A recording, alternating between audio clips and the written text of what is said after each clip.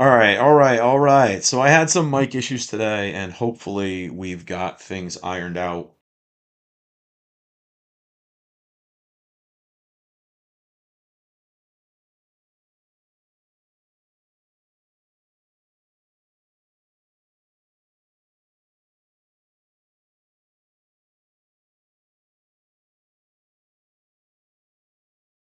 But I just realized we are way, way, way too loud. So give me a moment while I'm adjusting these settings.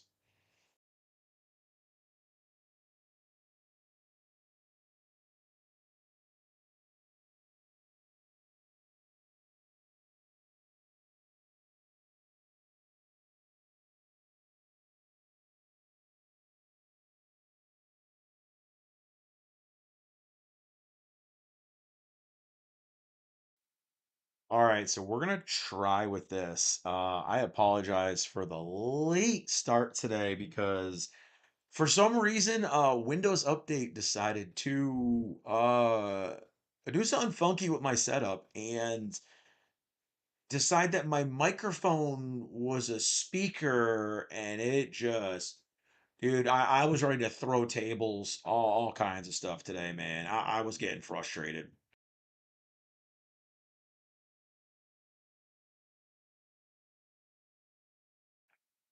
Hopefully it's not too crazy loud. I had to adjust all the gain and everything else. Like, man, not fun, not fun. Not the way I wanted to start the morning. How was the show? Oh, the show was freaking amazing. I'm going to talk a little bit about that later on with part of the news kind of segment because something actually happened to the lead vocalist after the show or during the show. Not sure. It's actually kind of why I put part of the title of, obviously Yukina, the lead singer from Hanabie, did something. She injured her throat or her voice or something during or at the end of the concert and had to cancel the last two performances so far. So hasn't been very good news for them, But I'll obviously talk a little bit more about that later on in the stream when we get to all the all the boring tabs. But is uh is audio coming through all right? Like I said, I had to readjust kind of everything. I had to reset it up as a freaking microphone. Such a pain today.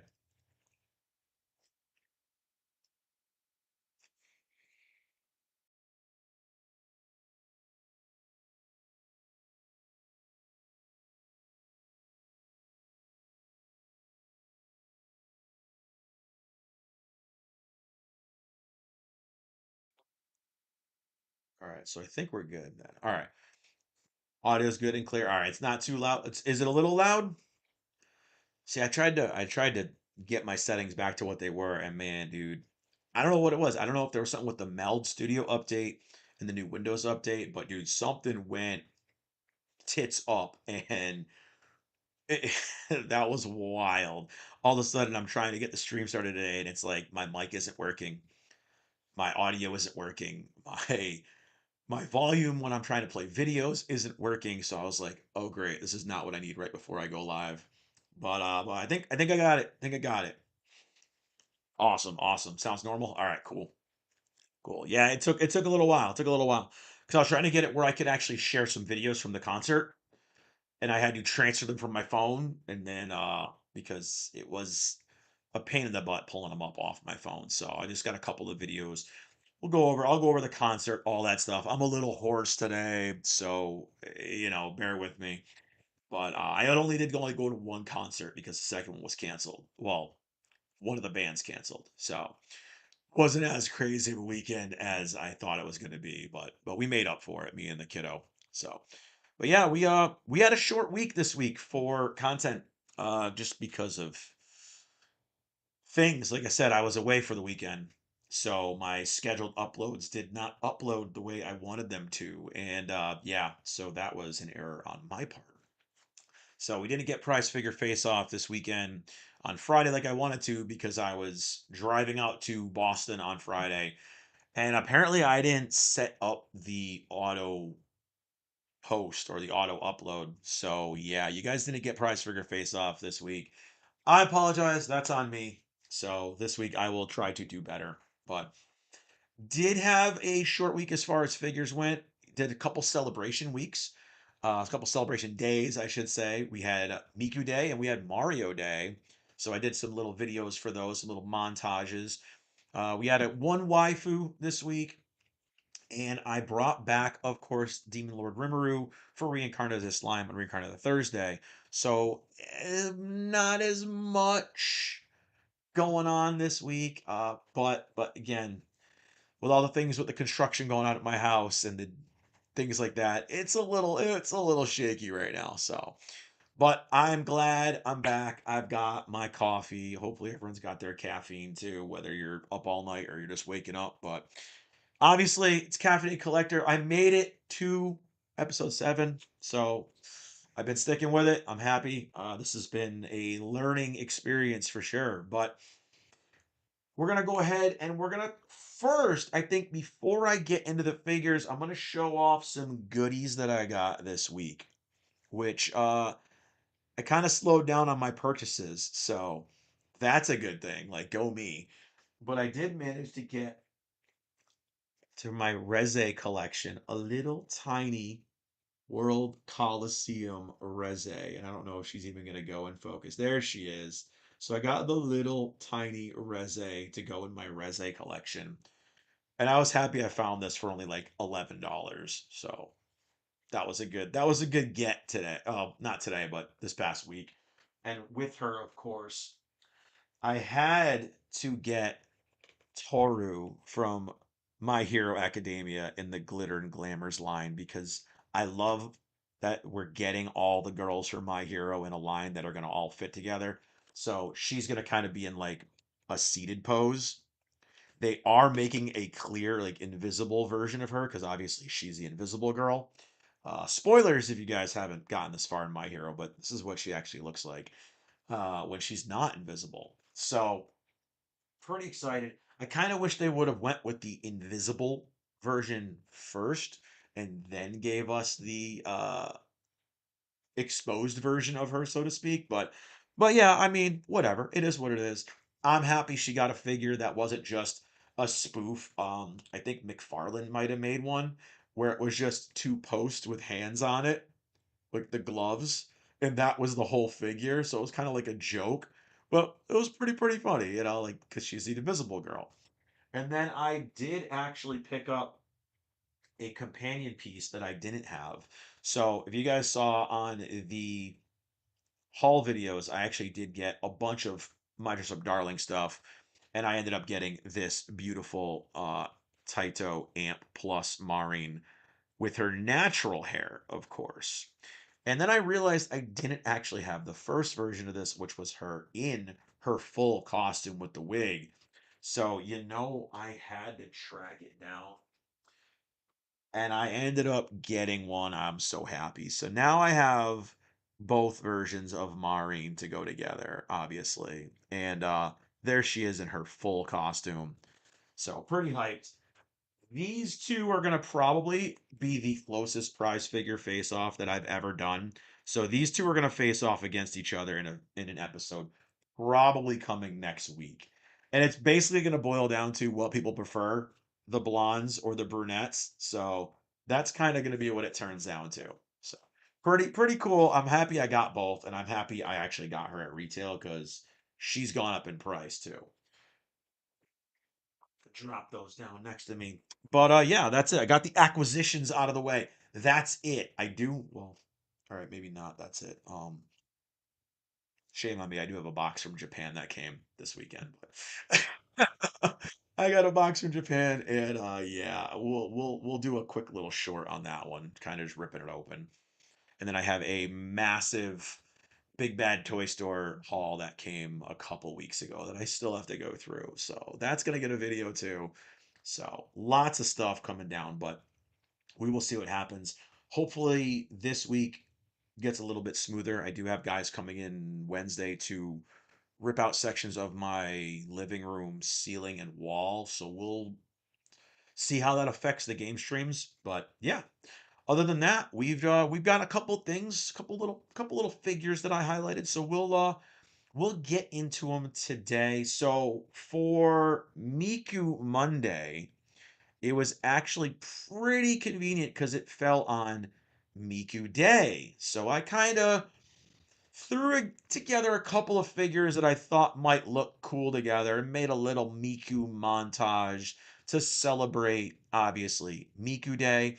If you guys don't know, it's not her birthday or anything like that. It's actually just what it's kind of a joke with her name because it's Miku. So it's, 3-9. So, it's kind of a play on words, so to speak. But it's really cool. A lot of people post a lot of Mikus. They celebrate her, everything else. So this one, I had one very fancy scale Miku kind of posted in the back. That's one of her birthday figures. Obviously, it's one of my fanciest Mikus that I own. I love. She's rocking the big ribbons all coming off her, everything. Really, really beautiful piece. And then I just kind of put a couple of like different tier prize figures and pop-up parades all around her. Nothing fancy. I didn't have enough time and patience to set up every one of my Mikus. I wish I did, but I actually broke one of my Mikus in the progress of doing this. So, one of my favorite Mikus, but I did actually get a replacement, so that was okay. Friend of mine actually hooked me up and gave me theirs. So, and they took my broken one and said, "All right, well, I'm just gonna fix her." I took her out of the shelf. Instead of moving everything in front of her, I grabbed the figure and I tilted it on its side to try to bring it out of the case. And when I did that, I forgot that the Miku actually connected at the waist and she fell apart. And I caught all the pieces and I was all excited, but one of her twin tails fell out. And not only, there goes my voice again. Not only did her twin tail fall out, but it snapped off. So the piece that connected into her head actually got stuck in there. So one of my friends was actually cool enough to offer me theirs and just fixed mine to some glue and kept it for their own. So I have a brand new one now, so I'm happy. So it's the kitty cat girl Miku with the cat headset. And yeah, I was very, very sad when I broke that. That's kind of why we got a very small amount of Mikus here on the shelf for Miku Day because I was just so defeated that I broke one of my figures and I just went, I'm done. We're gonna record it. Screw it. Let's go. So that was Miku Day, and obviously, like I said, we got the Pop Parade Classic Miku, we got the Luminasta Classic Miku, we got one of the Buy Cute Bunny Mikus doing the little heart hands. I like that one. And then this was the Amp Series birthday Miku kind of off to the side, which is very, very hard to get now. I was actually surprised how expensive she got. I never would have expected that from a Miku prize figure, but yeah, she went up in price. 'Cause I had people asking me where I got her, but eesh, she's like $80 now. So if you guys are looking for one of those, you're gonna pay almost double, more than double the price. Taito, I think, put out another version of her. I believe it was Taito that put it out, and they are still pretty cheap. So yeah, they put out like a different version of her where she's kind of the opposite way. But oh wow, actually no, she's gone up in price too. She's hitting $40. So the title version of her is going to go up as well. The Papa Parade has not gone up in price. That one's front and center. She's still about $40, 30, $40. The Luminasta Ant Miku, or the Luminasta Miku, not the Ant Miku, and the classic costume, still hovering around 25, $26. She's not too expensive. And of course, the Buy Cute Bunny Miku, I mean, there's tons of IQ bunnies, so you can get majority of them at retail, other than the exclusive variants. So, and then the big one, obviously, you're looking at, I think it's like 300 plus for this fancy Miku. So, I put a little bit of variety for every price range there in the post, but that was pretty much it for the Miku stuff. Like I said, it wasn't anything highlighting a specific figure like I usually do. I just kind of thought it was fun because it fell on Miku Day. And, leading into that, there was another celebration day the next day. So instead of the usual ReZero Twin Tuesday posts, we had a little day people celebrate on the 10th of March called Mario Day. So I went ahead and I did a Mario Day post for you all. And, I realized I don't really have many Mario figures other than the Mario Rabbids. And I do have a massive Bowser prize figure. So I, said, screw it, let's go with it. What's going on, JT, man? How you doing? So, it was a good celebration of the day. I got my original Game Boy right there from launch, still working, and the NES Classic Edition, obviously the kind of cartridge replica. Yeah, English. Um, in there, kind of just for a little bit more flair for the piece. But I had to just kind of whip something together. Again, I kind of liked the idea of doing Miku Day, so it was kind of cool to have Mario Day follow it up. And I got to just kind of highlight a bunch of pieces rather than just one or two. So it was a little bit different, a little bit cool, kind of setting it all up. But it did bother me because I'm noticing that I have a Mario prize figure somewhere, and it's got to be in my basement, kind of put away with all the rest of my stuff. But I'll have to dig that out for another Mario highlight because I do have some Marios, but my audio is really high. All right, everyone was saying it was fine. Let me turn it down a little bit.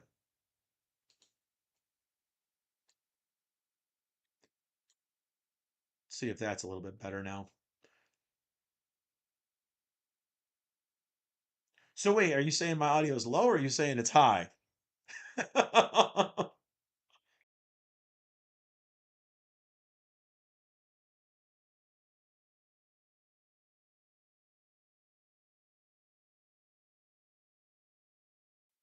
Give me a second. I'm gonna do a quick check.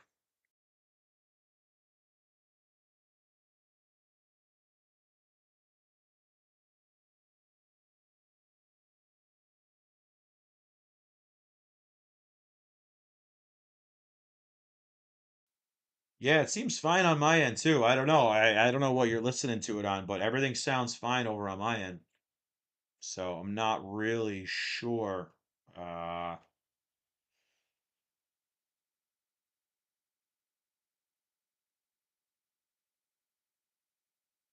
yeah, sorry, man. I don't know what to tell you. Like I said, I did have some mic issues earlier today, but fine over here on my mobile. All right, yeah. So might be whatever you're listening to it on. So sorry, man. I don't know what to tell you. If anyone else is hearing audio issues, let me know. See what I can do. But again, I was having problems with my mic being detected earlier today. It was coming up as a speaker, so that's why I was a little delayed. But but yeah, back to the Mario stuff here. People ask me about this Bowser all the time, and yeah, it's actually just a very large prize figure. His arms and his tail all come apart, and his legs. So he comes in a bunch of different pieces. Oh, really? Yeah, I don't know, man. Everyone else is saying we're good. But but the Rabbids are actually part of a promotional thing they had for the Mario Rabbids games. And, you know, back when the kiddo was little, she was obsessed with the Rabbids Mario and she gifted them all to me for my birthday. So I've had them ever since. But I thought it was kind of a little cool thing. And just celebrate Mario, even though it wasn't technically Mario. You're good now? All right, all right. Just making sure things are good. Like I said, if people are telling me my audio is bad right now, I'm definitely gonna take it and listen because, like I said, I had audio issues earlier. That's why the stream started late. But it sounds like everyone's good. Like I said, if you guys notice anything wonky going on, let me know and I will see what I can do to fix it on the fly. But again, I had such a train wreck this morning getting this set up because Windows Update screwed up all my settings. But we'll figure it out again.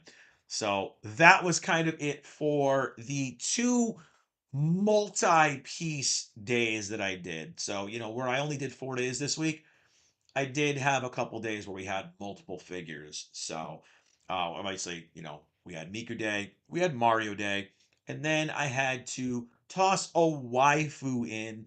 And I tossed in a waifu that the last two times I posted her got not only flagged for adult content over on TikTok, but I got not a warning from YouTube, but they did notify me that there were complaints about the video, and I don't know, I didn't know that was a thing.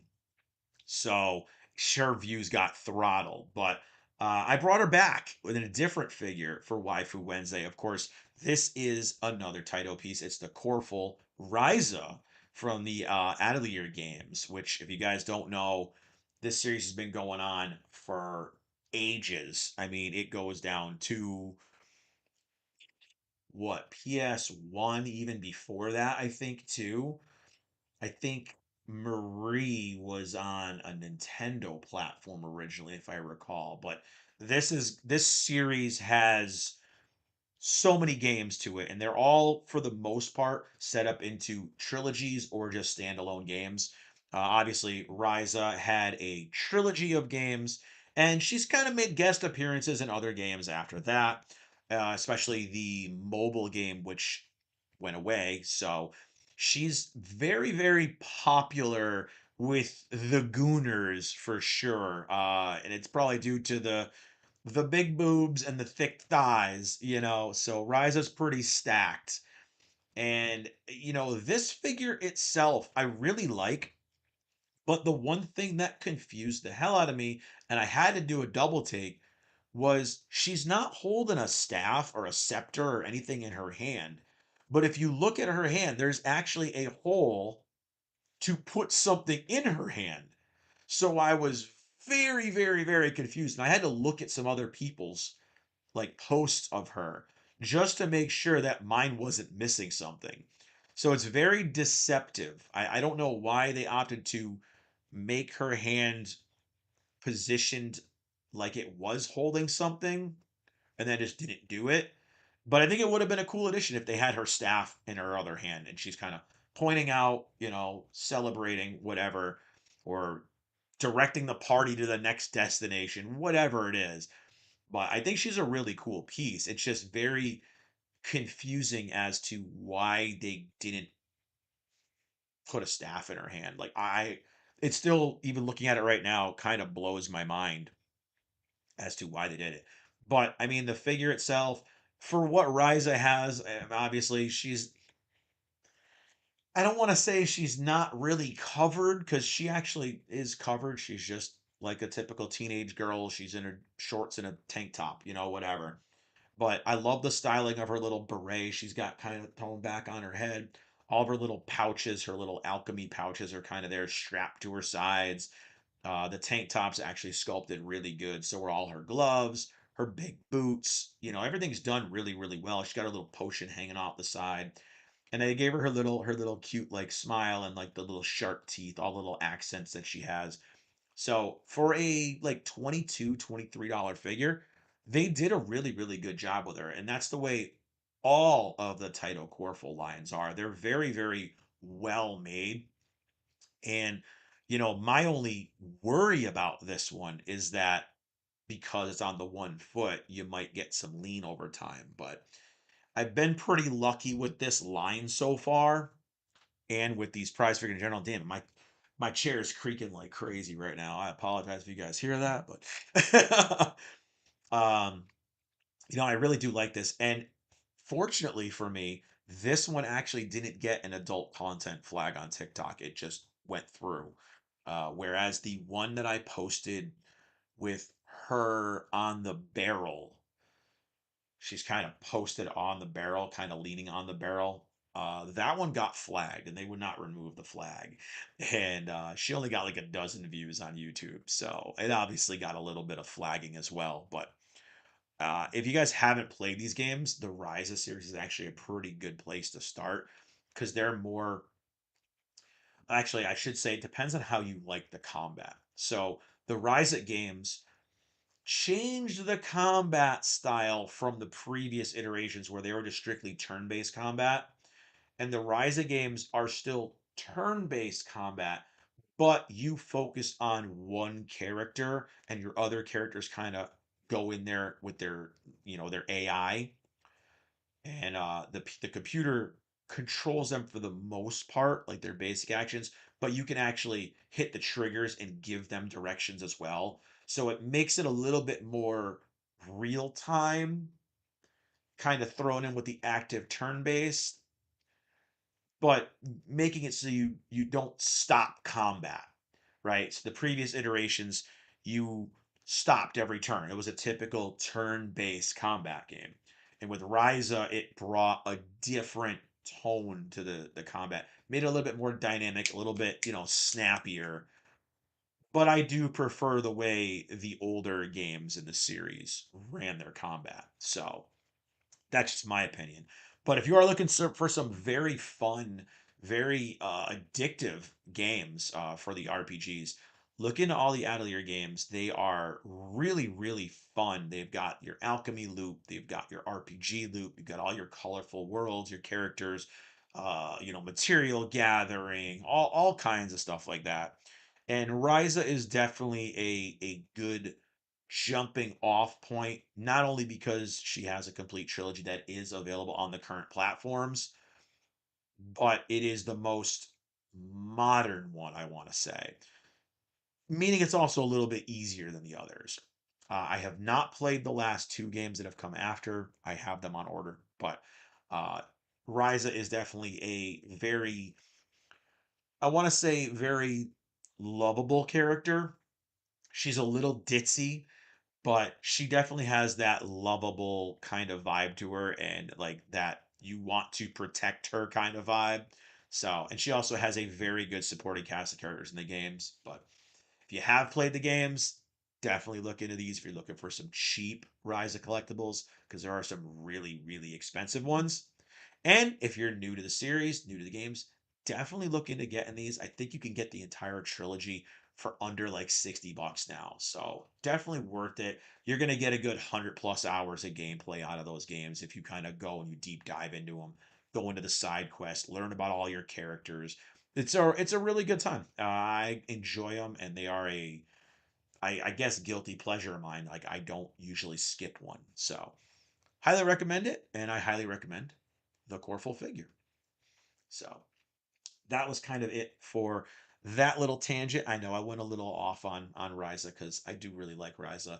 She's probably my second favorite protagonist out of the series through its totality so far. So,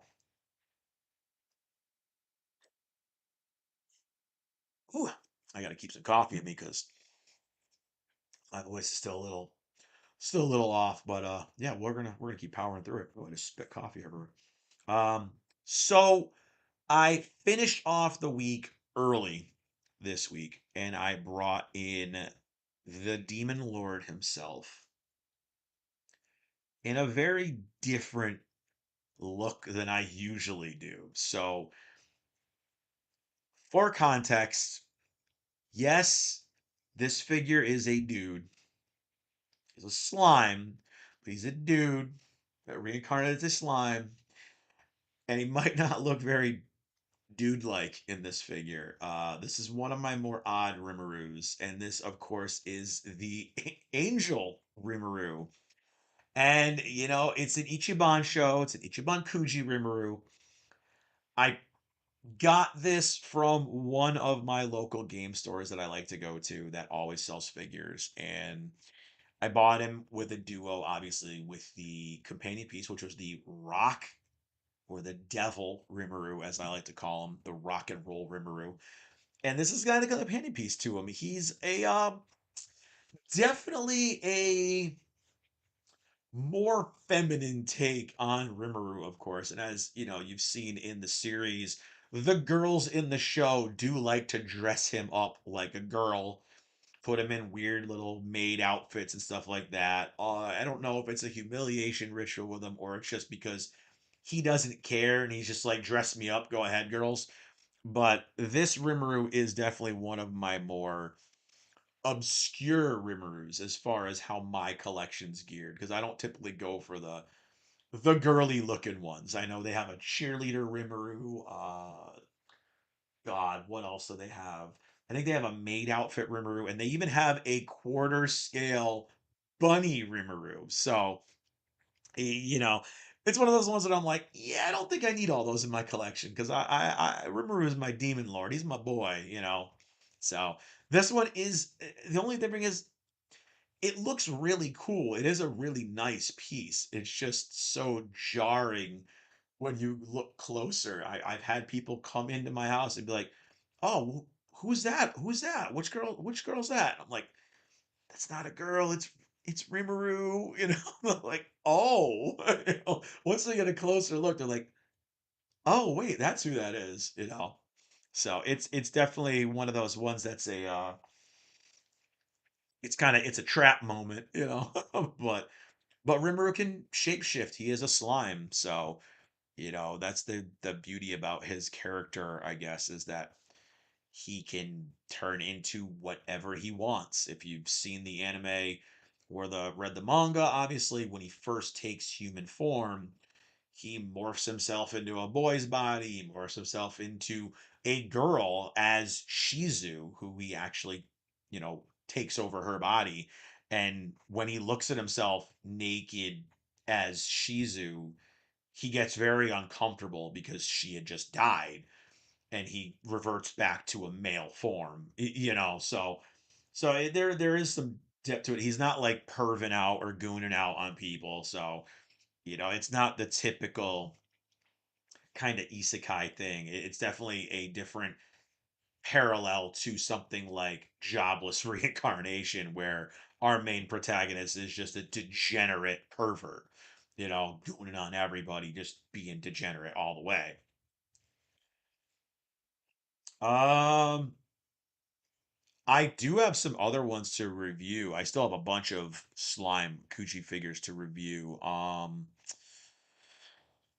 When I'm gonna get to them, I don't know. I'm actually thinking about doing them all closer to the movie.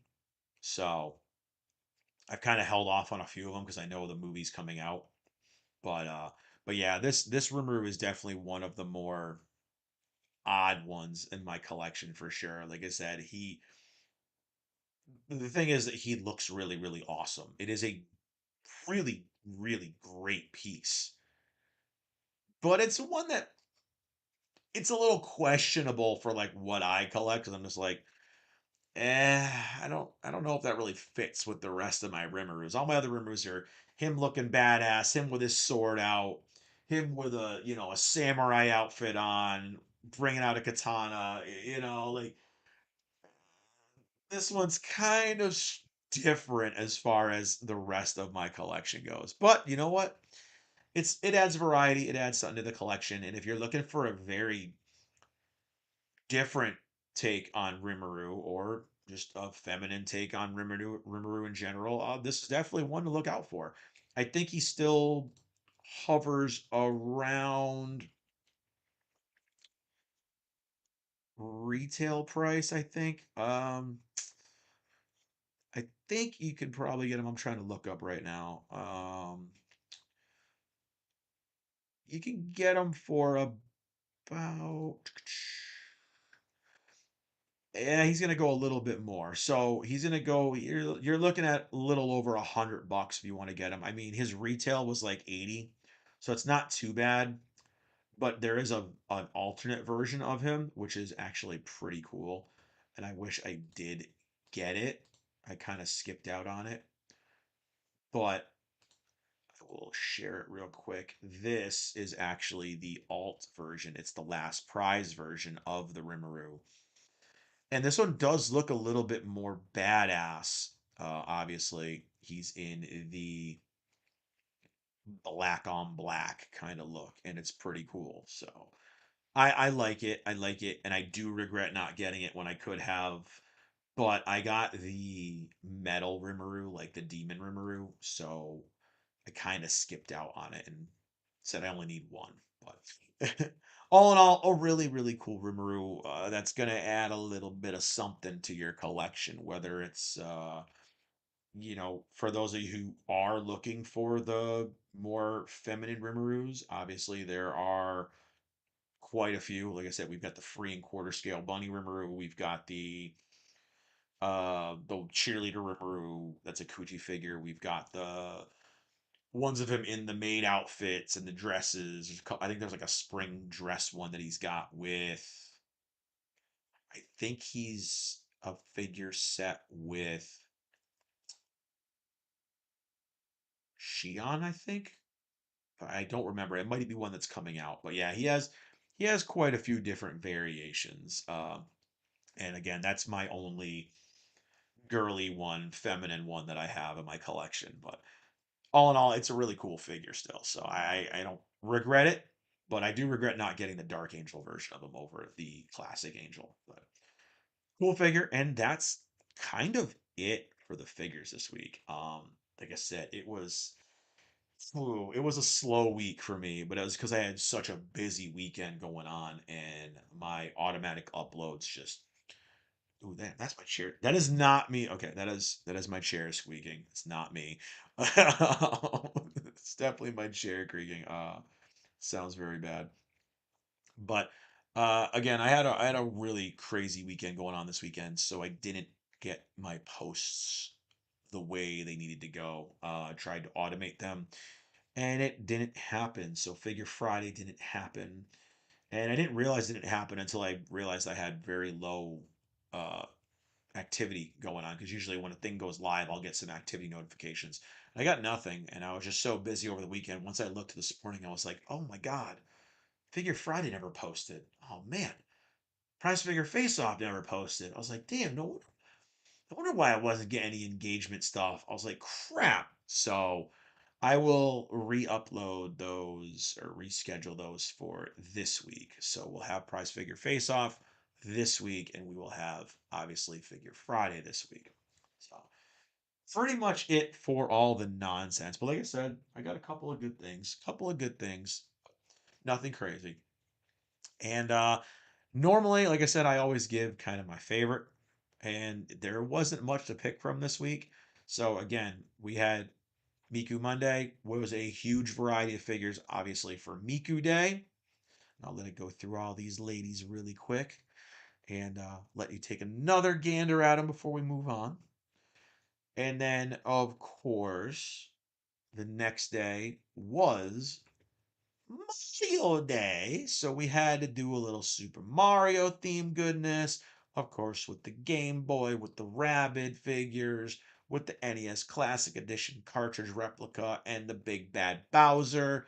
My OG Game Boy, which I was going to actually put up with the attachments. I have the Game Genie and the big speaker that plug into the bottom of it.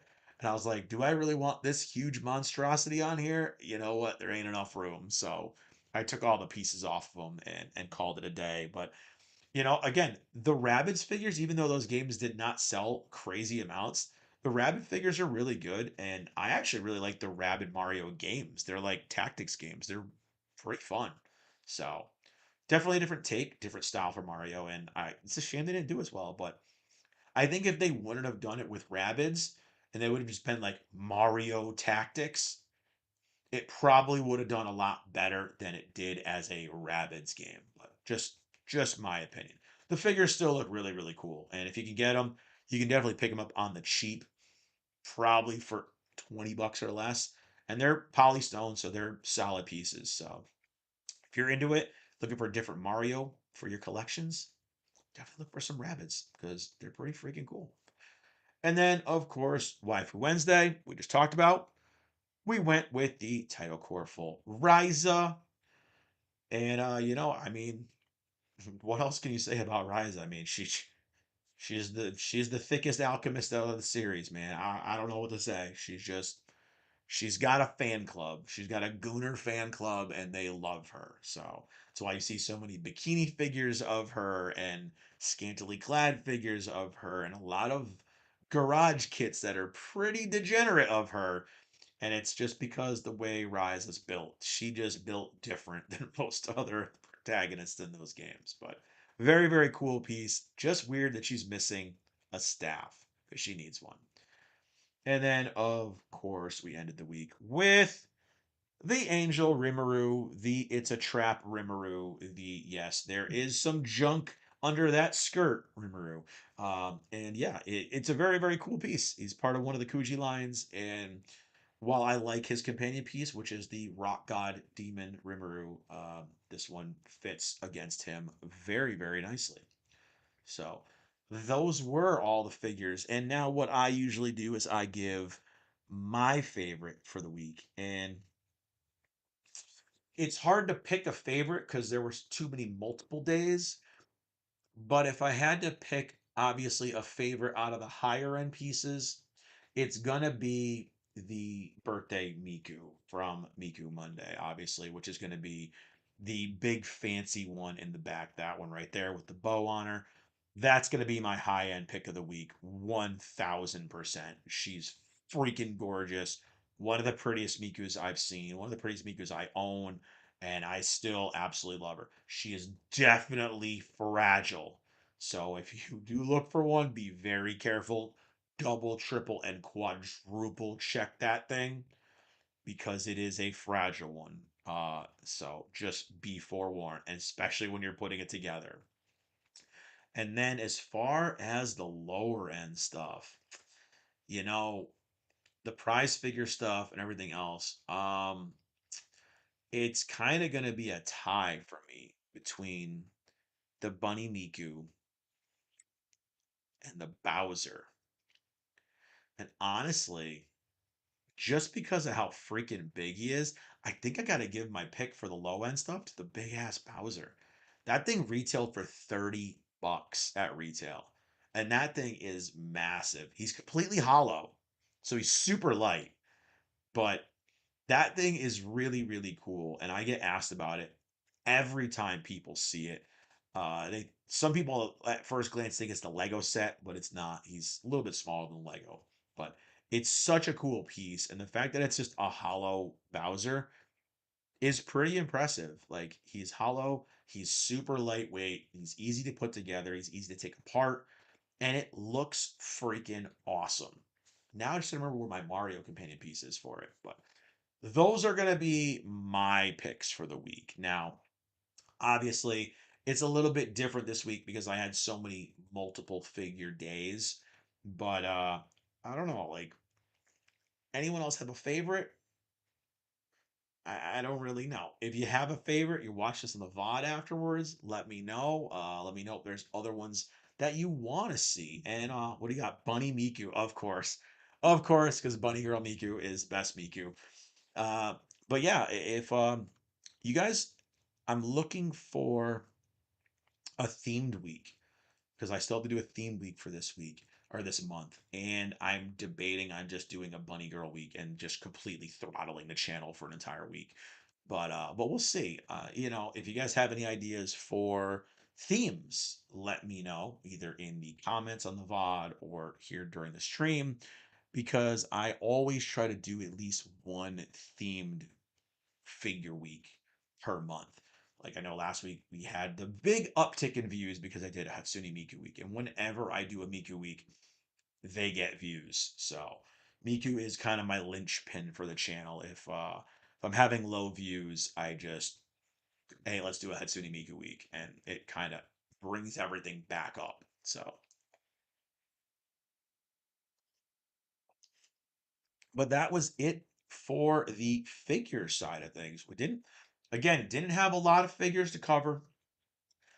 Did talk a little bit about each one. And yeah, that's kind of going to be it. I don't really have anything else other than showing off again the new acquisitions because I just like showing off new toys. I got, again, for those just popping in, just seeing this, I got the little World Coliseum Reze. And of course, I got the My Hero Toru Glitter and Glamours, aka Invisible Girl, which like I said, I really want the invisible version. So the second Glitter and Glamours version of her, where she's standing up on one foot, they have an invisible version of that one. So I'm gonna get that one. So I have an invisible version and a, non-invisible version of her. So very, very cool. And then of course, I got the Shizue version of Miss Marin Kitagawa in her Amp Plus form figure. Definitely looking forward to opening this up and competing her against, of course, our blonde version. So this is going to be prize figure face off possibly next week. Possibly next week. It's going to be Maureen versus Maureen. Same almost exact figure. But again, we're going to go blonde versus brunette. See who comes out on top. I already have my opinions, but we'll see. So that's it for the collectibles side of things. Again, not much going on. Not much more stuff accumulated this week. So that was good. I was too busy. But now going to kind of go in and get a little bit into some news stuff. And there wasn't really a lot of stuff going on this past week, which was kind of good and kind of meh. But we have a couple of topics I did want to talk about, which will be let's see, what topic do I want to talk about first? What do I want to talk about first? Do I want to go and do a moment of silence for Highguard? You know what? Let's do that first. Let's get that out of the way. Let's just do a moment of silence for Highguard. I'm gonna bring up an article right here because you know what? This is the last week I can talk about Highguard because those of you who don't know, Highguard went away last week on the 12th of March. So I think it's kind of entertaining because the cope these developers have, right? And I'm just bringing this one up right here because it's kind of interesting. So obviously this is GameSpot. I don't really take much of what they say seriously, but this is interesting. As Highguard enters its final day, the dev says online discourse accelerated the timeline of our failure. So, first of all, with just that there, it accelerated the timeline of our failure. Does that mean they already expected it to fail? That's how I'm reading that, right? So it says right here, Josh Sobel has reactivated his social media accounts after shutting it down following criticism of his comments about what happened to the free-to-play game. He returned to social media to say his original post was a mistake, but doubled down on how online discourse surrounding the game played a part in its ultimate failure. However, he acknowledged that while it may have played a role, online sentiment was not the primary cause for the failure. So I gotta give some credit. He blamed everybody online at first, but now kind of backpedaled and said it's still kind of your fault, but it's not the primary fault. I don't know if I can take that as an apology or just still want to laugh in his face, right? So he said, I believe the online discourse around Highguard had some very dark corners that may have accelerated the timeline of our failure beyond the natural outcome of reasonable critique. But it wasn't the primary cause, and I don't personally believe the ultimate outcome would have been thoroughly different without it. So here it is. Now that the game has come and gone, this guy is openly admitting our game was shit. And I know it, and we knew it. But we just wanted to blame you guys for it. And that's the biggest problem with these studios is they are so quick to blame everybody else. At least he had a shred of accountability, a rarity of folks these days. Yes, I mean, but that's the thing. Do I want to give him credit now that the game is done for double kind of backing off? I don't know if I want to give him credit. Maybe he's playing damage control right now because he's going to obviously be looking for more work. I don't know. But here it is. A lot of elements were involved in what went wrong with Highguard, and there's no way to know how it would have gone under different circumstances. Honestly, you saw the reaction at the Game Awards from people.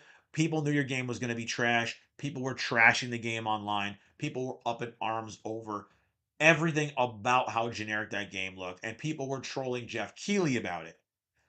You knew what you had, okay? The biggest mistake was he had,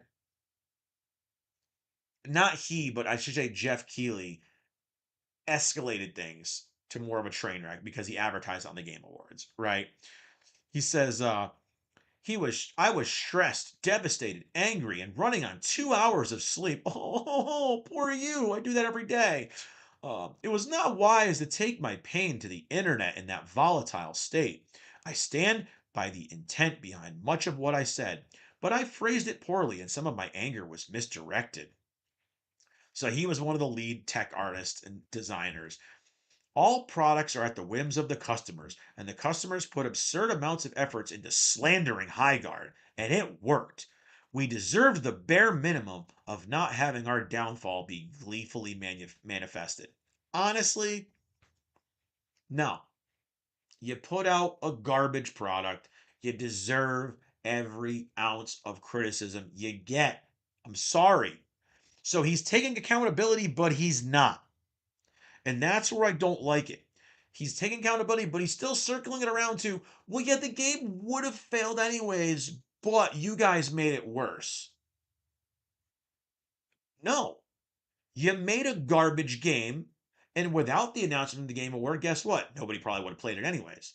It would have went stealth launch, no one would have noticed it, no one would have cared, and you would have had dozens of people playing it probably. I don't think the stealth launch would have been any better for the longevity of the game because, again, not enough people would have been playing it. So it still would have been the same, as he said, the same outcome in the end. So it's pretty crazy that he's still saying, like, yeah, I know it's not your guys' fault, but it kind of is. So it's like talking out of both sides of his face. I don't really like that. So I don't know how to take it. And to me, I mean, like I said, this is my last time being able to talk about Highguard. So I want to kind of bask in it and just bask in that whole two middle fingers up to that development team and the dog shit that they put out. And that is what we need to do as gamers. We need to stand up. We need to put these developers in their place when they put out a crap product. We just need to do it. And we need to keep the people making this crap in check. It's the same way in Hollywood. It's the same way all around. You need to keep putting these companies in check. Because if you don't, they're just going to keep shoveling out trash and they're just not going to care. But the more angry you get about this stuff, the more, you know, bad press they get about this stuff, the more they're gonna have to start to sit and look and realize, like, hey, we got to change something. Because when you make it a public statement, things like that, shareholders and all these kind of people can see that stuff if they look. But most shareholders are very low, I want to say low knowledge shareholders. They're just there to look at dollar signs and that's it. They're not looking at what the product is or anything like that. So the more vocal the people online are, especially if you play it and be vocal about it, right? I did. I tried it. I thought it was hot garbage. So I can talk on it. But there are a lot of people who didn't bother to play it, who didn't bother to try Highguard, and they shat all over it. Okay, you can, because you can see clips, you can see streams, you can see all kinds of stuff. But for those who actually did play it, like myself, I know there's a bunch of content creators stuff that played it and shat all over the game because it was trash. So I don't know if I can take his statements as a taking accountability or just trying to mask that. He's trying to put a mask of accountability on blaming people still. Because even though he said, yeah, it just made it fail faster, guys, but you guys still had something to do with it. That's the part that's kind of like, you give the backhanded compliment, like you say the nice thing and you slap the person in the face right after that. It's just like, I don't know. Maybe I'm reading too far into it, but it definitely feels like he was trying to cope very badly, and he was like, maybe I shouldn't have just worded it that way because I'm probably gonna be looking for works now, and I'm not gonna get any, And I think that's what it was. He had one of those FAFO moments, and went, "Ooh, let me try to damage control this." But to me, it's not like a win. I don't think it's a win. I think it's like he's just trying to make sure he can get a job later on because I don't think anyone's going to be working very much from that studio. I think they're done. I don't know if the studio went under. Let me actually look. I wonder if they did.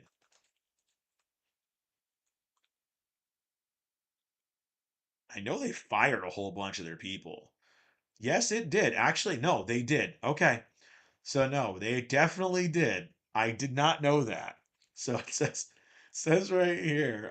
Not only did the game shut off, but yeah, they shut down all the servers. The company Wildlight Entertainment effectively went under after the game's launch. So it wasn't just they laid off everybody.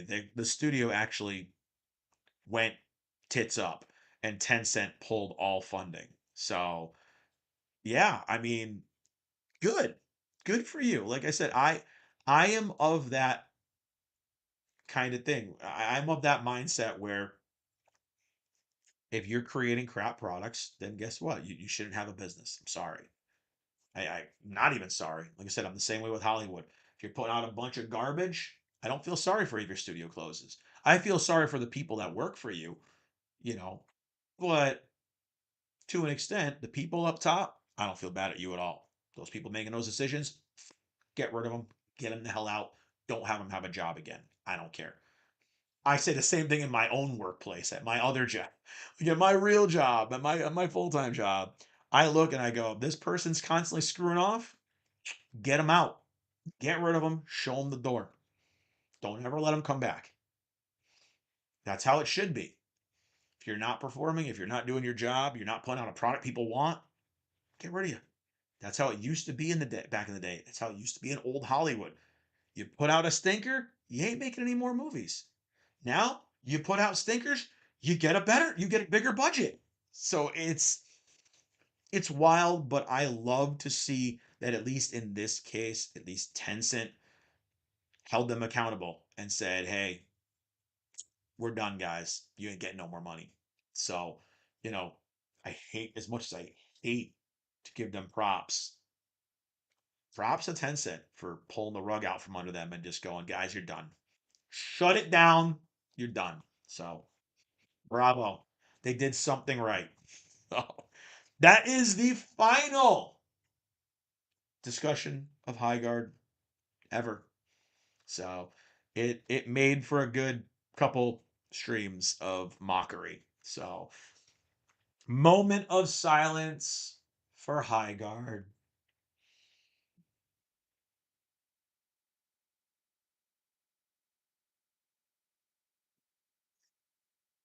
And that moment of silence lasted longer than the game did. Wow. So that was that. That was it for Highguard. Done. It's over. It's Concord. Although we could bring it up for mockery, just like Concord, but that will be the last discussion and conversation of Highguard. So I do have a couple other things I want to talk about, and I'm actually going to have quite a bit of time today because we didn't have a lot of figures. So, what do we want to talk about? I'm going to go and I'm going to bring from something that performed very badly. I'm going to go to something that performed very, very well. I'm going to shoot a little side bit here. I'm going to talk a little bit about a game I haven't played. Still haven't played it yet. I know. Stop asking. I haven't played it. But we'll just kind of bring this up right here. This little pop-up infested IGN article right here.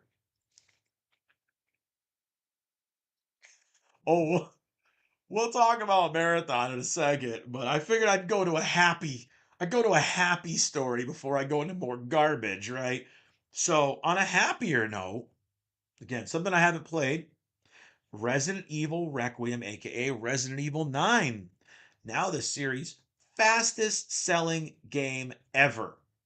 Another sales milestone. It is now past 6 million copies. And that game has been out for what, a week? So that is incredible sales numbers. Congratulations to Capcom. I know I didn't, like I said, I personally haven't played it yet, but I know a lot of people have. I know several people who marathoned it and just beat it in one sitting, took a 12-hour sitting and just zoned in and just played. So I've heard a lot of good stuff about it. I've heard things that, people tell me I probably won't like about it. So, again, it's something I'm going to wait on personally for the complete edition, for the markdown, all that stuff, because of another game we're going to talk about in a minute. So, this is pretty impressive, though, I gotta say. And again, what little I've seen of the game, because I have literally blocked it from all my FYPs, I didn't want anything spoiled. From what I've seen, this game looks like it's actually pretty freaking phenomenal. Leon Kennedy aside, it looks like it's a damn good game. Because again, I say it every week, I ain't a Leon fan. But we'll see. I'll reserve my final judgment till after I play it, probably towards the end of the year. But shout out to them for definitely killing it in sales, man. And I know 8 was kind of mixed from people. A lot of people didn't like it. A lot of people really did like it.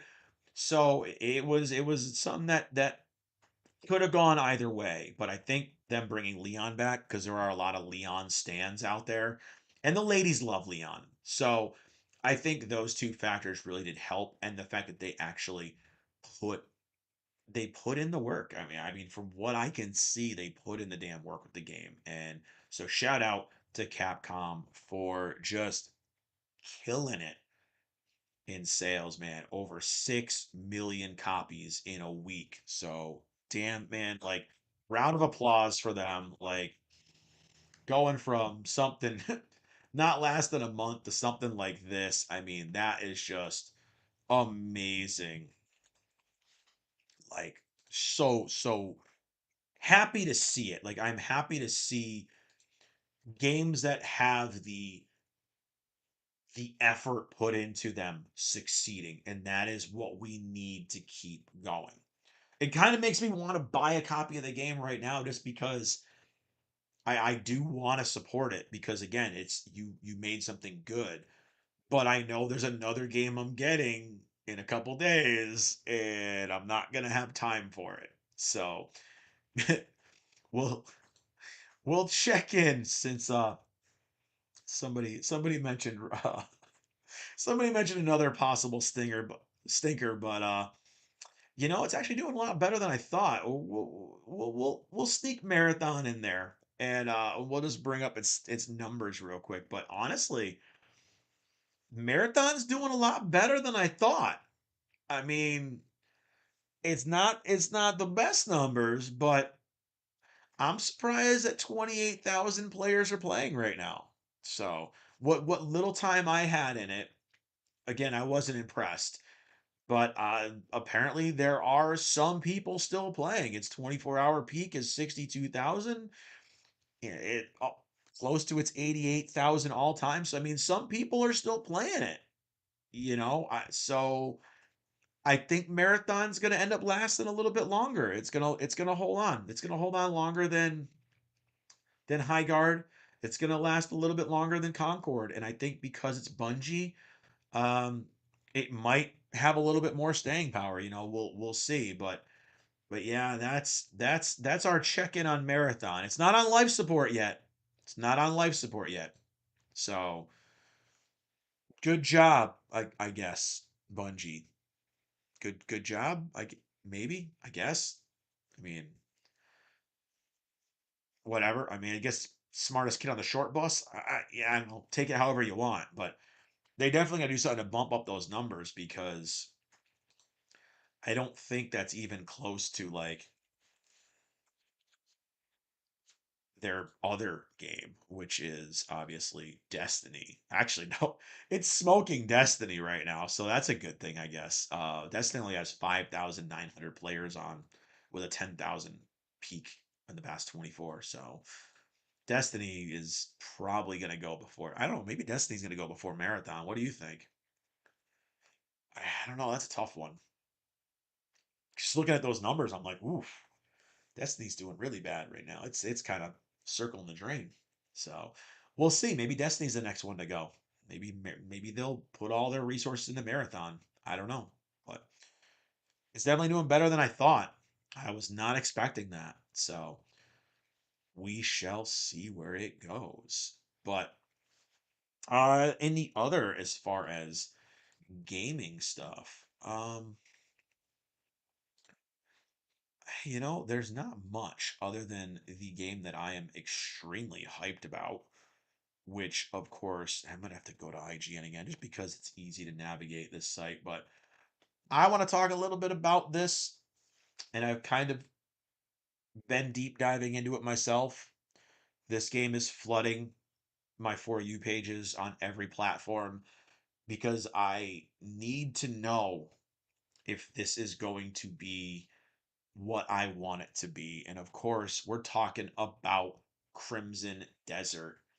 Now, as I've said in the last streams, this could either be one of the best games that we've gotten, or this could be one of the biggest letdowns. And it's all going to come down to how it launches at release. If we get a bug ridden Bethesda esque thing, it's going to hurt this game. If we get a terrible running launch on PC, on console, whatever you play it on, if it has a bad launch, a bad time running, it's a mess like Cyberpunk, this could end up being so bad for it. But if they pull it off and this game does even a portion of what it's advertising, this could be one of the most fun I have with a video game ever. So I've been kind of looking at stuff. I've been looking at what some of the early access people have gotten. And unfortunately, they can't show much. So you'll see a lot of streamers going, I spent 5 hours with Crimson Desert. I spent 6 hours with Crimson Desert. And it'll be the same stock footage that they're all playing, just cut differently. And I think it's because they're only allowing you to see so much, right? They don't want to spoil everything. But obviously, we've seen we can have dragons, we can have mechs. And from what we've gotten now, you're going to have the main protagonist, which is going to be this guy, Cliff. And throughout the story, you're going to get access to two other characters with two other playstyles. So it's not going to be a create your own character game. It's not going to be a, Grand Theft Auto 5 thing where you're bouncing around the map to three different characters in different points in time. It's going to be more focused on his journey. But man, just looking at even just this video right here on IGN, like all the stuff you can do looks so damn impressive. And like I said, my only thing is going to be how is this game going to launch? Right. And here it is from IGN. They say, every once in a while, a particularly ambitious game comes along and immediately hooks the audience. Yes, it has. Crimson Desert's case, showing a grand scale world that recalls elements of Breath of the Wild and Witcher 3, quickly garnered a mystique for its ridiculously over the top ambitions for a new open world action game. However, it's taken a long time to get the clear picture of how ambitions driving the Crimson Desert have taken shape, and now it's garnered some healthy skepticism, leading many to feel it might be one of those games that's too good to be true. But it is coming out March 19th.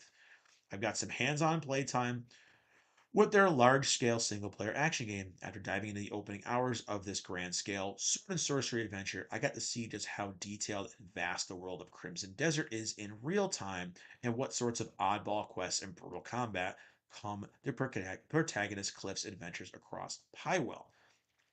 So again, this is going to focus on his story, but he's part of the Greymane faction, and then we're essentially going to get other characters, in your party or your recruits, right?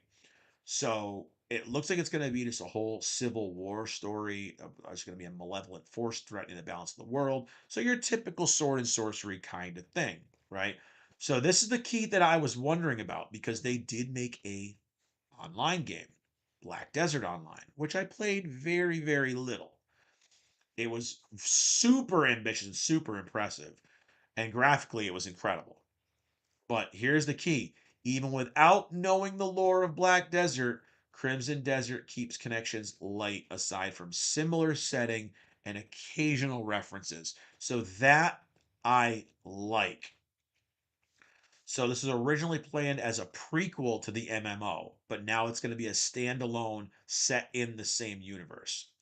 So if you guys played the MMO, you'll probably get a little bit more out of this game from what I'm assuming.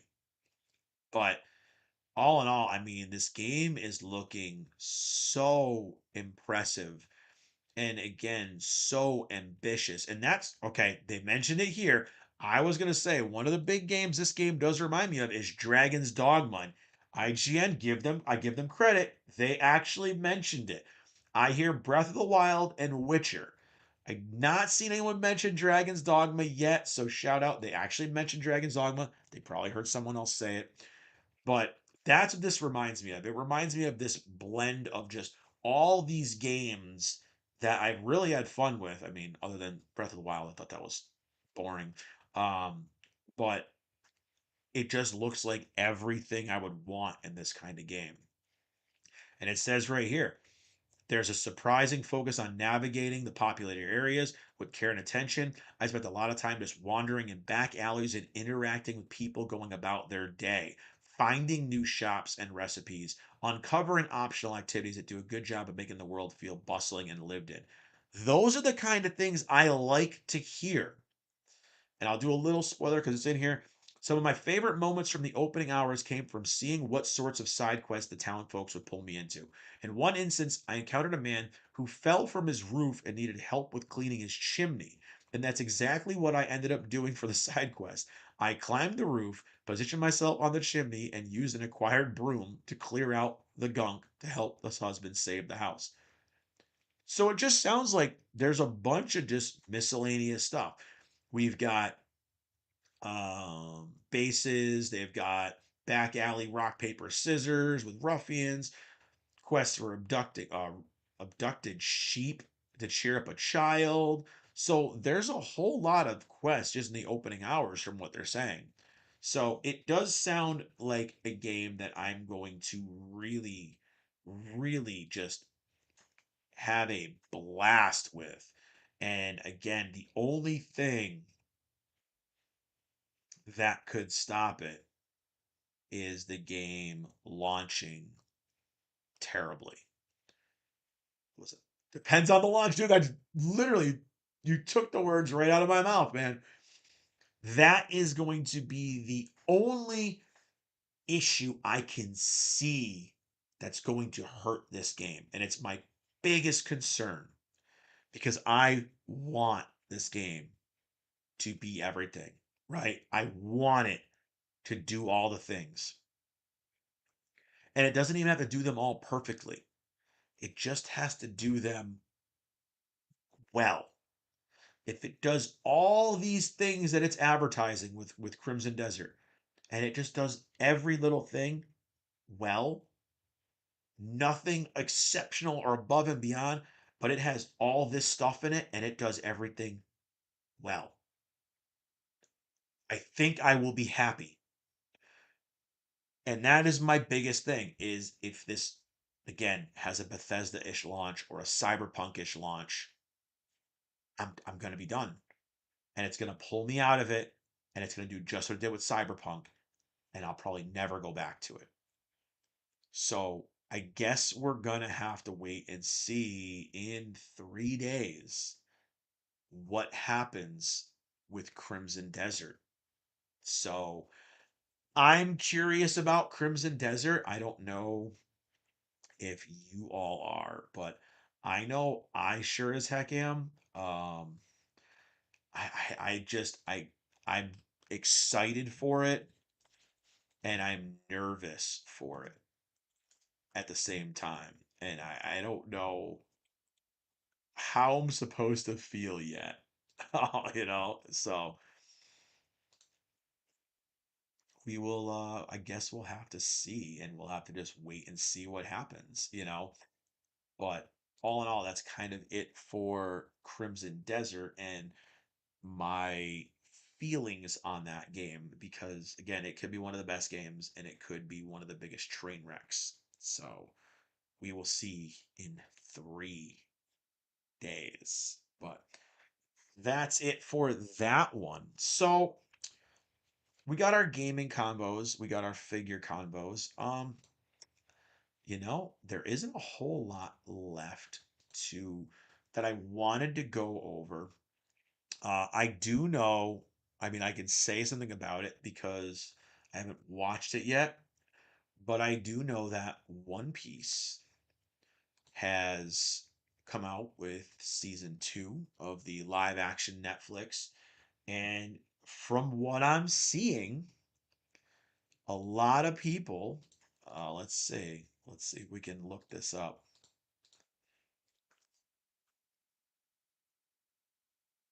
A lot of people are saying that Netflix actually did something they don't normally do, and they killed it with a season 2. So let's see. Let's just go to a couple different reviews. Let's go IGN. What did they give it? Let's see. I don't want to spoil anything, but let's see. They gave it a 9 out of 10. So IGN didn't even give the regular 7 out of 10. So it might be good. It says One Piece Season 2 continues to defy expectations by proving the manga's cartoony world can work in live action. Now, I am not a One Piece fan at all. I do not I do not watch the show. I do not read the manga. It's something I was never into. I never liked the art style. But it looks like they broke the Netflix curse. You know, I actually liked the live action. I was pleasantly surprised by it, and I did not think I was going to care for it. So, and people talk about how he looks, the rubbery and the effects. This is so corny. That's what it looked like in the freaking cartoon. If you watch the anime, bro, it's over the top. It's ridiculous. It looks freaking dumb. But that's what it's supposed to look like. So transferring to live action, dude, that is such an enormous feat to take on to try to make it look like decent in live action. I mean, anyone with stretchy powers. Look at Marvel still can't get it really right. I mean, they finally made it look decent in Fantastic Four, even though it was I was about to say some, even though it was a terrible movie. They made Mr. Fantastic stretchy powers actually look decent. Whereas the Miss Marvel TV show, they made her stretchy powers look horrible. So anything where you're gonna make stretchy powers is just it's gonna look ridiculous in live action. So I'm okay with One Piece live action looking ridiculous because it's supposed to. But in my opinion, I and that's one of my hot takes. People hate my take on it. I think One Piece, the biggest thing for me is that I hate the art style in it. I do. And I do not want to read or watch 600 episodes of filler. I just don't. And that's my opinion. I just don't. and a lot of people don't like that opinion. I'm a fake anime fan, but it's just one I never got into. Even playing the game, I got the RPG.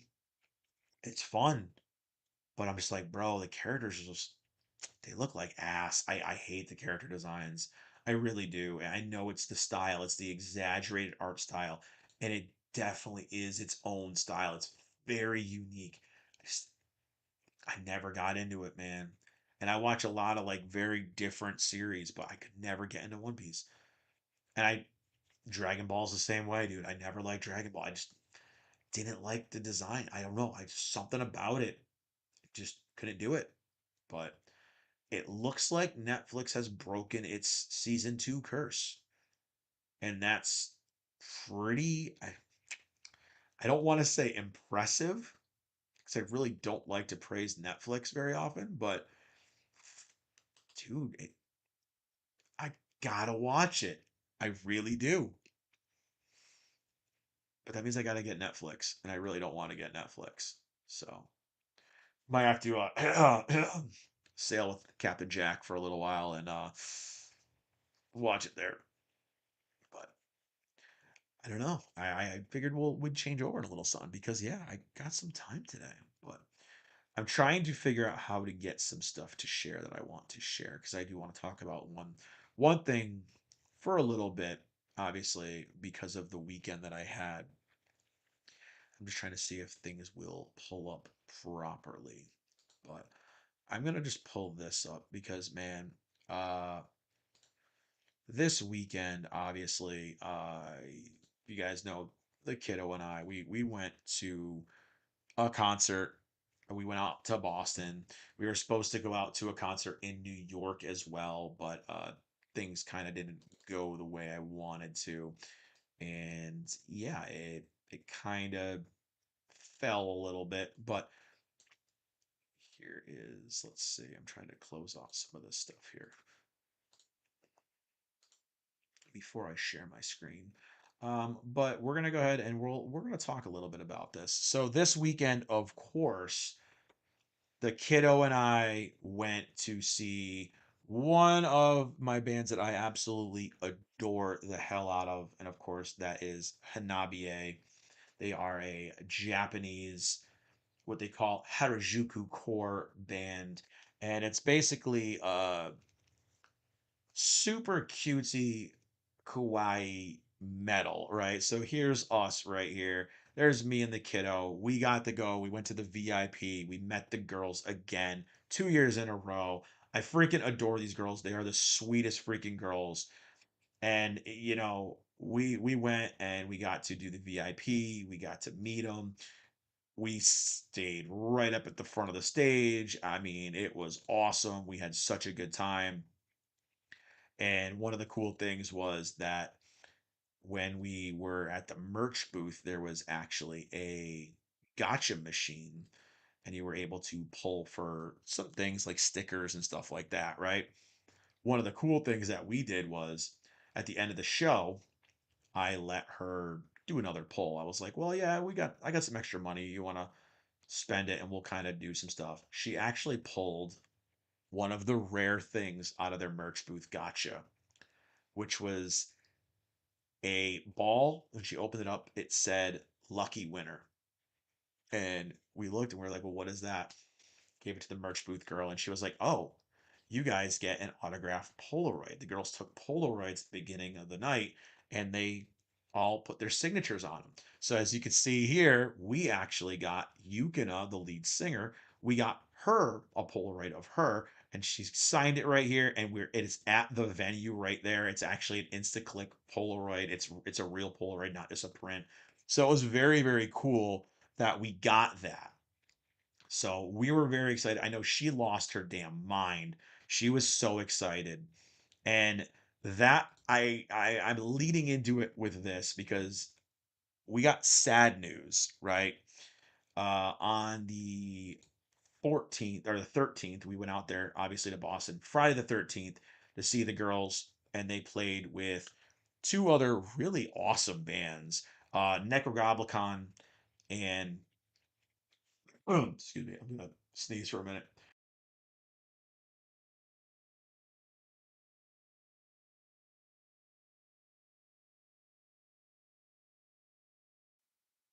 I think I'm done. Hold on. Sorry.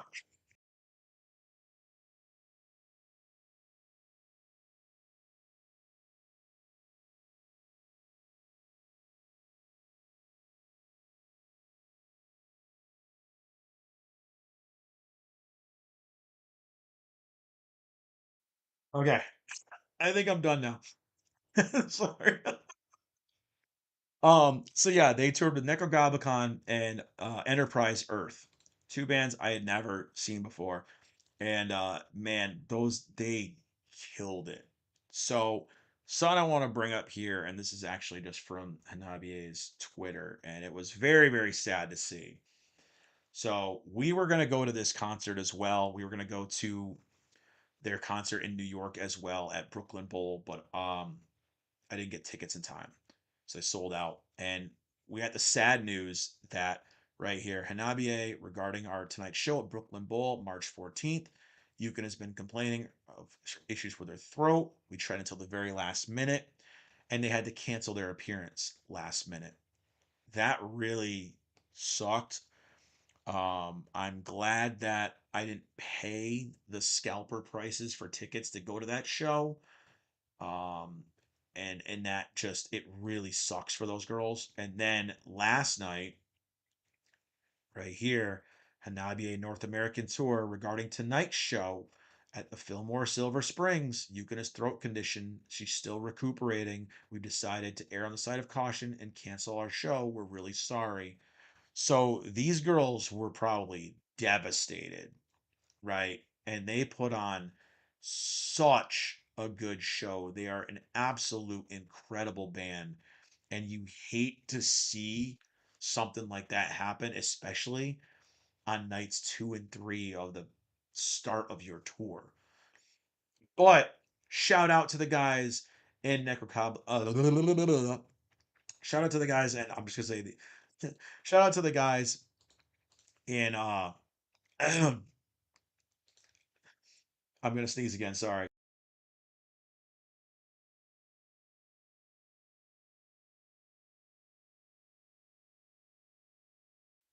Okay. All right, we should be done now. So I'm gonna try that again. Shout out to the guys at Necrogoblicon and Enterprise Earth, man. They are continuing to do the shows without them, obviously, but it does suck that, obviously if you wanted to go see one of the bands and they're not gonna be there, it sucks. But it I hope that Yukina has a speedy recovery. Hopefully she's good for their show tonight. And it's something I definitely, like I said, I want to talk about because I adore their band. I know it's still nerd adjacent because they are a Japanese band. They do actually some songs for some animes and things like that. So and it's a band that like I said, I adore the hell out of those girls, and I think they are so freaking talented.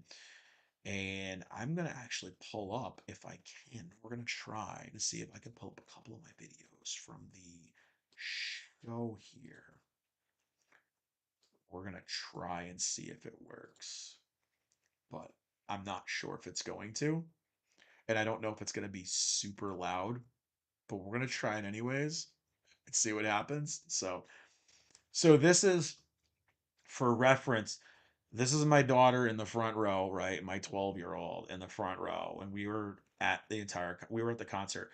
I had cameraman duty. So it was dad, you record. I don't want to take pictures. But she wanted pictures and videos, obviously. So I'm gonna see if I can get this to work. And it might be insanely loud. So let's just see if it will work. But this is the funniest thing. This is Hanabie. So we're gonna take a quick look at one of my videos here. I'm gonna turn it down just a little tiny bit and see if this goes all right. Obviously, we were insanely close, right? There's my kid right there, headbanging like crazy, like a champ, and a friend that she just met. So these girls rock. Look at this. Look at these two 12-year, these kids just jamming out, man. They were loving it. But I mean, you can hear by the way she sings, you can see where she probably hurt her throat, right? Because of the way she growls and everything. But right there, that's where you love, like as being a parent, that's like a proud parent moment when you see your kid rocking the shit at a concert like that. So good. She made some friends at it and they were just going. I was literally playing Human Shield. So the mosh pit, I've got videos of me getting slammed by the mosh pit, videos of me getting slammed into by crowd surfers. But these girls are so insanely talented. If you have not listened to Hanabie, you don't know anything about them, check out their music, dude. They are so good. They put out some of the best live concerts that I've gone to in so long. So good. I can't sing their praise enough. And it is such a shame that Yukina damaged her voice because man, it couldn't have just happened at a worse time. She is so good. They are so talented, and oh, there she is waving to my daughter. Like she was so excited, dude. This was great, but awesome, awesome, awesome show, man. I just cannot sing their praises enough. They are so talented, and it is such a shame, that 2 nights in a row they didn't get to do their performances. But yeah, if you get a chance to see Hanabie or go to a show, like I highly recommend it, man. They are so freaking good. They are so talented, and I know it's got to be a specific type of music that you're looking at, but dude, you just I can't even, like, they're just so good, and I get so amped up when I go to their concerts. They're just insanely talented girls, and trying to find if I could see their final performance. I don't know. She came out in a Bruins jersey. Ah, right here. So this is our encore. I'm gonna bring this one up real quick. Let's see. Their encore, they came out, and I wonder if this is where she actually hurt herself.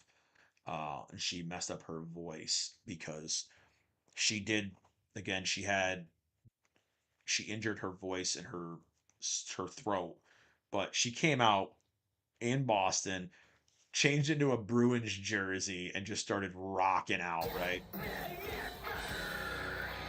But I'm wondering if this is where she hurt herself because she went hard.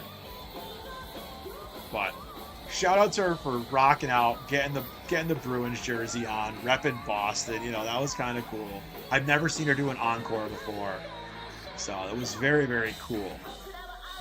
But this is where I wonder if she did actually hurt herself because she overdid it.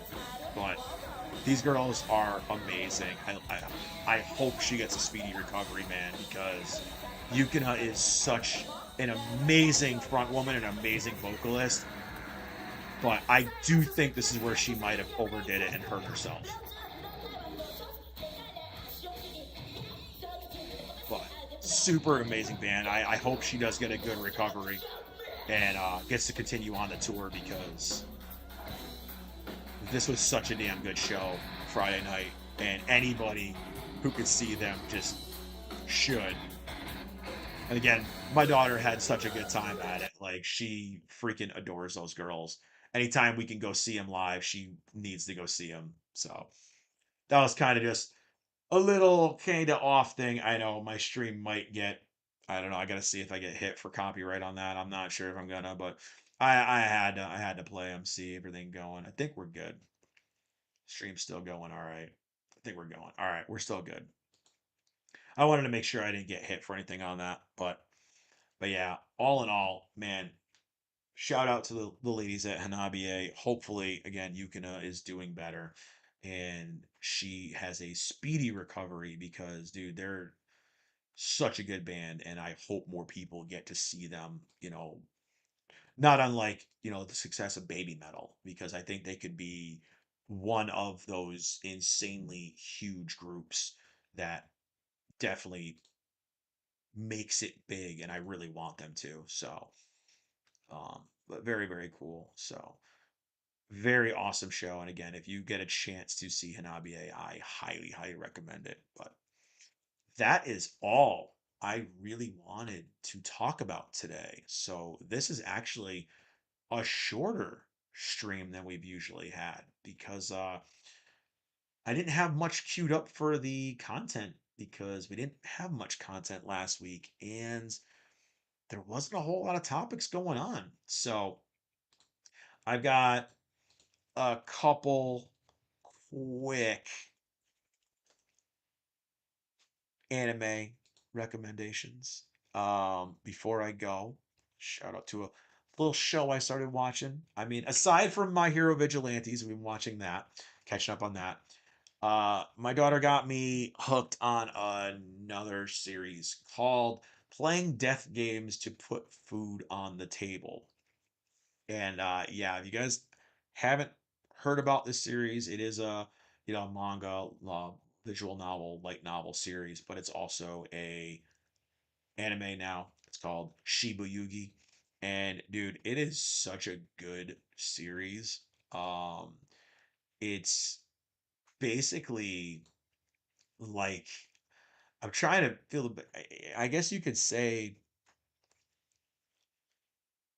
oh God, it's I don't want to say Hunger Games, but it's one of those ones where you're surviving in the death match, and so many people are gonna get out alive, but the survivors are gonna get paid.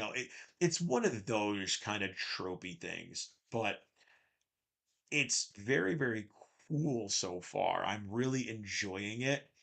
And if you haven't seen it or heard of it or read it yet, I definitely recommend it. So it's called Shiba Yugi, playing death games to put food on the table. So it's a light novel, and it's about a death game, and it's basically just all different escape rooms, and the main protagonist is aiming for 99 consecutive wins, and just to obviously make money. She's kind of in it for money.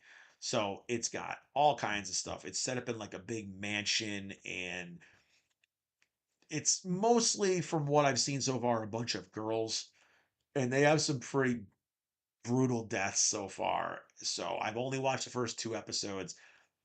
Very, very good. I cannot wait to watch the remaining ones that are on there, but super cool. I'm trying to just pull up like a little bit of the stuff here, but I wonder if I can pull up the trailer without getting flagged for it. I could probably play the trailer. Yeah, we can play the trailer. I think we will. Let's do that.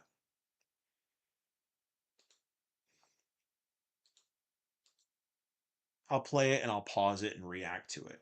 So this is called Shiba Yugi, playing death games to put food on the table. Yeah. Like I said, I'm a little out of it today, but I'm gonna do a little bit of pause action and things like that, obviously, because I don't want to get hit for anything. So here we go. Let's see.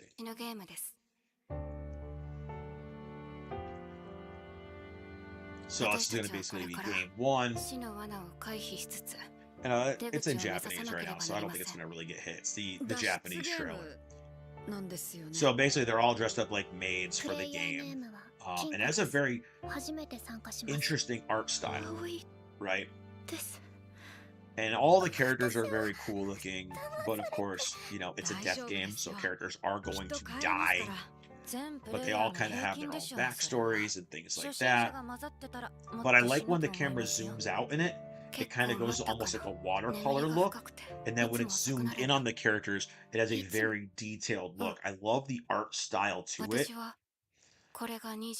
And pause that real quick just so I can kind of talk a little bit for what do you want to call fair use purposes here. But it is a really cool kind of take on the escape room thing, aka escape room murder house kind of thing, right?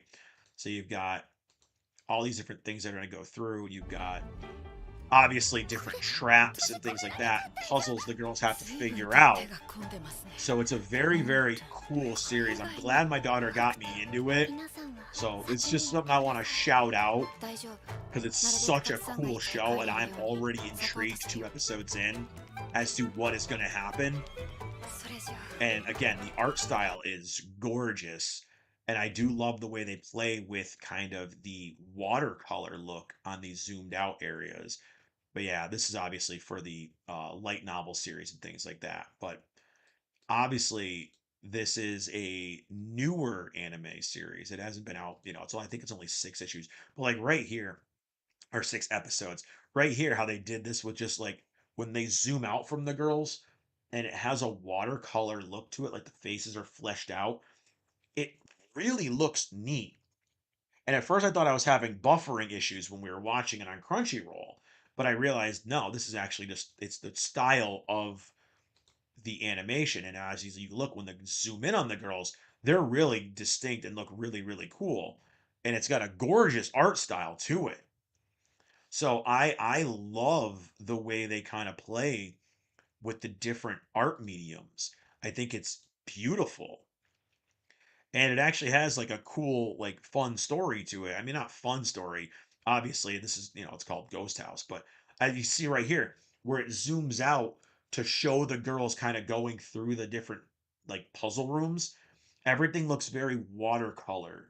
And it looks like a kid doing a paint by numbers. I really love the style, and I think that's part of what gets me into it. But obviously, you can watch it in English on Crunchyroll as well because I've been watching it dubbed too. I'm not watching it subbed. But like this is again one of the escape rooms they got to go through. They have all different puzzles, and again, the girls do get offed if they fail. So like this is one right here where they're chained into a flooding room. It's pretty crazy. So it's definitely got some tensity, but I mean, look right here. The details in the anime are so damn good.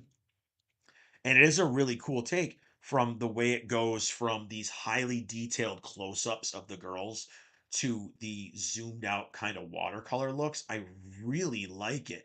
And even here, as you can see in this shot, the characters that are essentially talking right now, like the central focus, are in full view. And then you have your characters off to the side. Anyone that's not like in the speaking role or that it's not the central focus of the scene, they watercolor them out.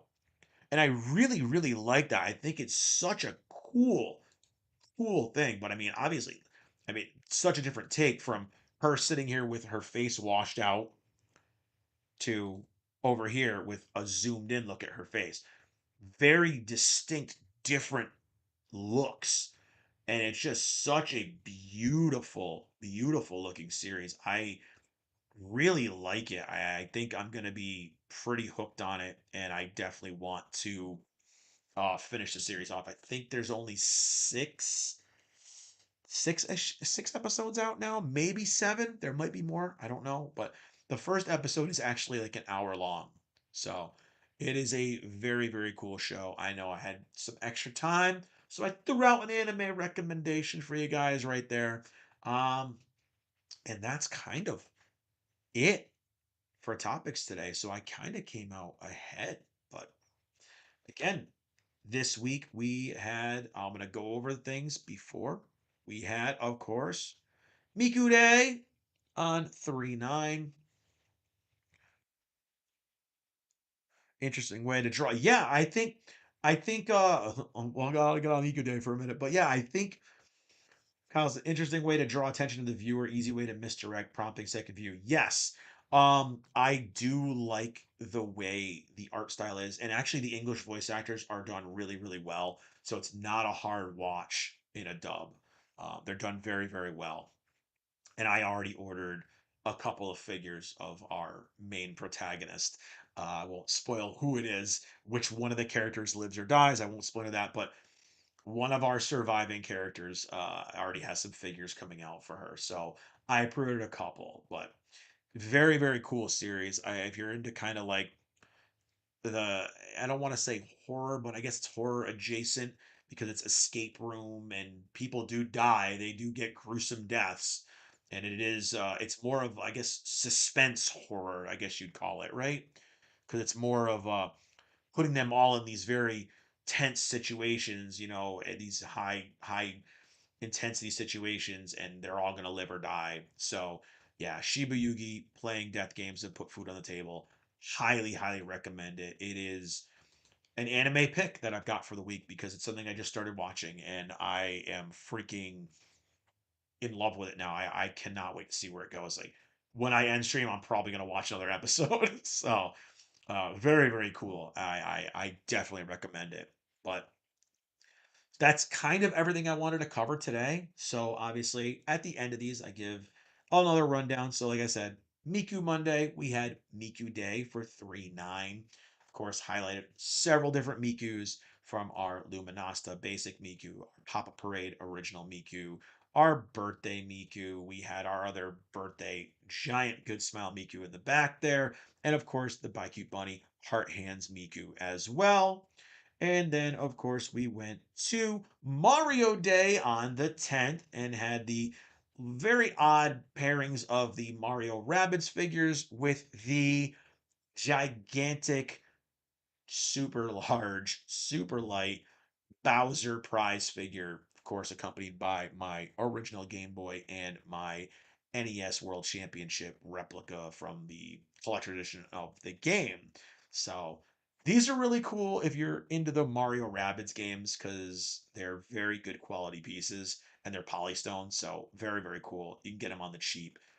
And play the Mario Rabbids games, guys. Somebody should. They were really freaking good. Okay? Those games are very underrated. I loved them because I love tactics games. So definitely check them out. Do yourselves a favor. They're like $10 or less now. Check them out. You won't regret it. They're so much fun. And then Waifu Wednesday. Another gaming girly with, of course, everyone's favorite thick-thighed waifu, Ryza. And yeah, she is our protagonist in one of the trilogies of the Atelier games and one of the more recent trilogies. We do have a new series that just started.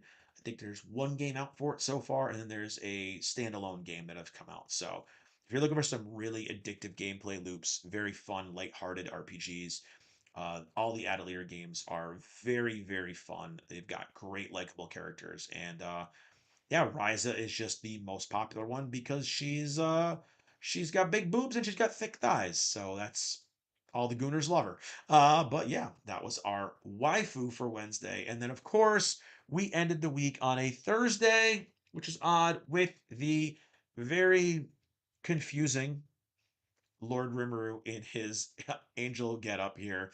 Like I said, this I just chalked this up to Shion and Shuna played dress up with Rimuru, and this is what we got. So, very, very cool piece. It's a very misleading piece. It's a very confusing piece, but yeah, it is a dude. It's Rimuru. So, I will stand on that and I will die on that hill. Rimuru's a dude. That is it. But that's kind of all the figures that I highlighted. And then we had a moment of silence for Highguard. We checked in a little on Marathon, seeing if it's on life support yet. It's not. Talked a little bit about, again, my girls over in Hanabie and the problems they're having right now after a very successful concert in Boston. So, again, shout out to the girls in Hanabie. Hopefully, Yukina manages to recover to continue their tour tonight because I believe they have another show tonight. So, hopefully, she can recover from that. And I'm going to just share this picture before I end the stream because I freaking love these girls. And everybody should listen to Hanabie. Do yourselves a favor. These girls are awesome. They deserve all the love. I know there's a lot of baby metal fans out there. These girls right here. If you like baby metal, do yourselves a favor. Listen to some Hanabie, dude. You guys will not regret it. I sing their praises so much. I love these girls. I adore them. They are the sweetest girls. And dude, I hope so much that Yukina's voice recovers from whatever she's dealing with this weekend because Friday's show in Boston was an absolute banger. And I hope everyone that wanted to see them through this tour gets a chance to. if you guys get a chance to see them live, do yourselves a favor, check them out. Just look at these girls go. Look at these freaking girls go. This is at the end of the show, at their encore, rocking it out, still going. Freaking love her. Already dealing with throat issues, and she came out like a champ. These girls love their fans. Just, oh, I love these girls. They're so freaking good. And they are such showmanship, such great performances. So again, look at dude, everyone was into it at this show. They love their fans. But there's your example how she hurts her throat. And of course, my kiddo's got to throw up her heart hands at him all the time. She loves those girls. There they are jamming out. They're tired. They're ready though. It was such a good show. And yeah, that's going to be it, guys. I got nothing left to talk about today. So, wow, we did it and we locked out a lot of topics. So, yeah, that's going to be it. Maybe I'll start doing some anime recommendations at the end of these streams too, because yeah, I actually am starting to branch out and look for some new series to watch. So, I'm always looking for suggestions if people have anything. And one of the segments I want to start doing, um, hopefully I can get it situated this year, is I want to start doing watch parties for like members. If we start getting like the memberships going, we'll start doing watch parties, either weekly or monthly, where we watch episodes of a series together. We all pick a series and we go with it. So I'm playing around with that idea as well. So that's going to be it for today. Covered a lot of stuff and had a lot of cool figures. So this week I should be back to normal, depending on what happens with my house on Wednesday. We'll see what goes on with the gaming streams. But this week, Tuesday, game streams, I'm going to go back and do more Borderlands 4 because I'll be damned. The Borderlands 4 stream from last week did so good. I had, I think, 150 people pop in, and another like 30 popped in for the VOD and we're watching the VOD. So people are still coming back for Borderlands 4. So we're going to go back into it tomorrow and Thursday. And depending on what time I get Crimson Desert, Friday as well, we're going to go back and tie up some more loose ends in Borderlands 4, do some loot hunting, tie up all the side quests, start True Vault Hunter mode, hopefully. And then we're going to start streaming Crimson Desert after that. So this week is just going to be miscellaneous game time. It's going to be Borderlands 4, tying up some loose ends, just kind of having fun. That stream the other day was such a fun time. You guys all seem to really like the Borderlands stuff. So we're going to go back and we're going to do Borderlands. And then as far as videos, the short form stuff should be back to normal. We're going to have our normal Monday, our normal Tuesday, our Wednesday, our Thursday, and our Friday. Prize figure face off episode that was supposed to go live this past Friday is going to go live this Friday. Not going to spoil who it is, but also stay tuned for the future, which is going to be next week's episode of Prize Figure Face Off. Is probably going to be the two Marines going toe to toe with each other. So be ready for that next Friday. As far as figure stuff, I've got a what's in the box because I got to get these things out of the box. I have a massive Big Bad Toy Store haul with about 30-ish pieces in it. So we're going to do a huge Big Bad Toy Store rip apart and check out all some goodies. And then I won't have any shipments, at least for another couple weeks until my other shipment comes. But going to be doing that. Going to try to get another review out. Not sure what I'm gonna review yet. It's kind of up in the air right now. I have so many figures to unbox and review, so I may do a reincarnated as a slime Ichiban figure. I'm not sure. It's gonna be either a My Hero Academia, a reincarnated on as a slime, or trying to think what the other one was that I was looking at. Or an Iron Studios piece. That's what it was. Sorry, I was brain farting.